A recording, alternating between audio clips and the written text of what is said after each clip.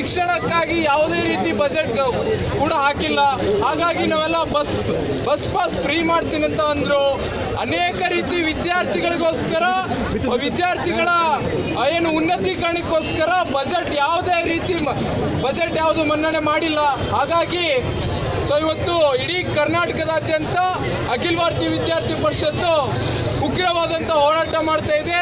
ಇವತ್ತೇನೋ ನೀವು ಆಶ್ವಾಸನೆ ಕೊಟ್ಟಿದ್ರಿ ಸನ್ಮಾನ್ಯ ಕುಮಾರಸ್ವಾಮಿ ಅವರೇ, ಏನಂತ ಕೊಟ್ಟಿದ್ರಿ? ಎಲ್ಲ ವರ್ಗದ SC ST ವಿದ್ಯಾರ್ಥಿಗಳು ಹಾಗೂ ಎಲ್ಲ ವರ್ಗದ ವಿದ್ಯಾರ್ಥಿಗಳಿಗೂ ಉಚಿತ ಬಸ್ ಪಾಸ್ ನೀಡಬೇಕಂತ ಆಶ್ವಾಸನೆ ಕೊಟ್ಟಿದ್ರಿ.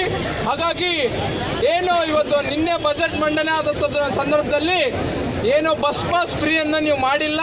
ಹಾಗಾಗಿ ನಾವು ಈ ಬಸ್ ಪಾಸ್ ಫ್ರೀ ಮಾಡಲಿಲ್ಲ ಅಂತಂದ್ರೆ ಇಡೀ ಕರ್ನಾಟಕದಾದ್ಯಂತ ಉಗ್ರವಾದ ಹೋರಾಟ ಮಾಡ್ತೀವಿ. ಇದು ಇಲ್ಲಿಗೆ ಅಲ್ಲ, ಇನ್ನೂ ಇಡೀ ಏನು ಬೆಂಗಳೂರು ಆಗಿರ್ಬೋದು, ಮಂಗಳೂರಾದ್ಯಂತ ಬೆಂಗಳೂರು, ಹಾವೇರಿ, ಚಿತ್ರದುರ್ಗ ಎಲ್ಲ ಕಡೆನೂ ಉಗ್ರವಾದ ಹೋರಾಟ ಆಗುತ್ತೆ. ಹೌದು, ಮುಂದೆ ಬಸ್ ಪಾಸ್ ವಿಷಯ ಬಂದರೆ ಮೊದಲಿಗೆ ಹೇಳಿದ್ರು ಎಲ್ಲರಿಗೂ ಬಸ್ ಪಾಸ್ ಕೊಡ್ತೇವೆ, ಎಲ್ಲ ವಿದ್ಯಾರ್ಥಿಗಳು ಒಂದೇ ರೀತಿ ಅಂತ. ಆದರೆ ಈಗ ಹೇಳ್ತಾ ಇದ್ದಾರೆ ನಾವು ಪರಿಶಿಷ್ಟ ಜಾತಿ ಪರಿಶಿಷ್ಟ ಪಂಗಡದವರಿಗೆ ಮಾತ್ರ ಕೊಡ್ತೇವೆ ಅಂತ. ಇದು ಯಾವ ನ್ಯಾಯ? ವಿದ್ಯಾರ್ಥಿಗಳು ಎಲ್ಲರೂ ವಿದ್ಯಾರ್ಥಿಗಳು ಓದಲಿಕ್ಕೆ